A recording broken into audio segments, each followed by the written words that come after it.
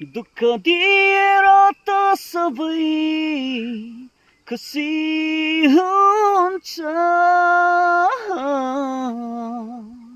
अरूलाई मारेर त सबै बाँचिरहेछ, आँसु पिएर त सबै हाँसिरहेछ, तर दुःख सहेर त हेर, तर मरी मरी बाँचेर त हेर, कति गाह्रो छ जीवन बिताउन।